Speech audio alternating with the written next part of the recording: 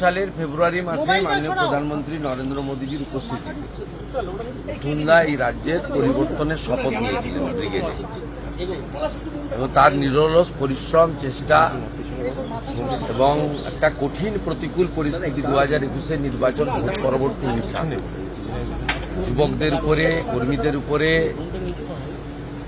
রাষ্ট্রবাদীদের উপরে আক্রমণ, ঘরছাড়া হওয়া, সব থেকে শুরু করে শেষের এই যে তার লড়াই সংগ্রাম, স্বপ্নের বৃত্ত, তিনি গত 9 তারিখে অর্থাৎ গত শনিবার মাননীয় প্রধানমন্ত্রীর উপস্থিতিতে মহামহিম রাজ্যপালের দ্বারা ভারতীয় জনতা পার্টির প্রথম সরকারের মুখ্যমন্ত্রী এবং মন্ত্রিসভার শপথের মধ্য দিয়ে তার স্বপ্ন পূরণ হয়েছে।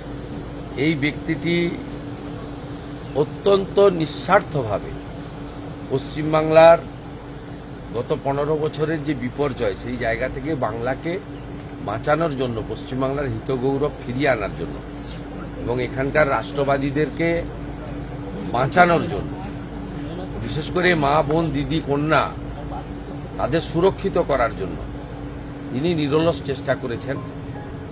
ঐকান্তিক প্রয়াস ছিল, তার পরিশ্রমের কোনো সীমা ছিল না। এই নির্বাচনেও যদি সর্বোচ্চ র্যালি, সভা, রোড শো, এমনকি নির্বাচনের আগে প্রায় 8-10 মাস ধরে তিনি ইনডোর মিটিং করেছেন, যেটা মানে মিঠুনদা নিশ্চিতভাবে কোনো সাংগঠনিক পদ তাকে দিলেও নেন না। এনইসির মেম্বার তিনি, জাতীয়, সেটা সম্মান জানিয়ে বিজেপি করেছে, কিন্তু তিনি মাইক্রো লেভেলেও কাজ করেছেন গত প্রায় 1 বছর ধরে। আর এই লাস্ট 3-4 মাস পরিবর্তন যাত্রা বা তার আগে পরে ওনার সভার তো কোনো সংখ্যা নেই।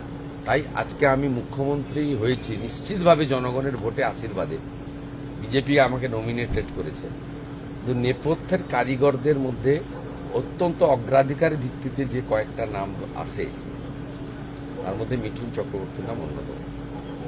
তাই আমার মিঠুনদা আমাকে কালকে বলেছিলেন আমি দেখা করতে চাই।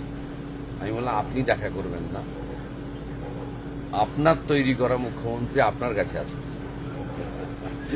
মুখ্যমন্ত্রীকে কি বলবেন? আমি একটাই কথা বলবো, সবাইকে বলছি, এর থেকে ভালো মুখ্যমন্ত্রী পশ্চিমবঙ্গে হতে পারে না।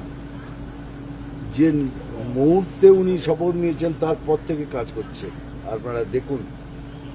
আপনাকে গ্যারান্টি দিয়ে বলছি, এর থেকে ভালো মুখ্যমন্ত্রী পশ্চিমবঙ্গে হতে পারে না। উই আর অল ব্লেসড, আমরা শুভেন্দু অধিকারী সাহেবকে মুখ্যমন্ত্রী হিসাবে পেয়েছি। অ্যান্ড আগের দিনে কি হবে সেটাও দেখুন, এটাও চ্যালেঞ্জ করছি। আগের দিনে একের পর এক এই যোদ্ধা এই লড়াই লড়িয়ে নিয়ে হবে, আর আমি তো রইলাম পেছনে।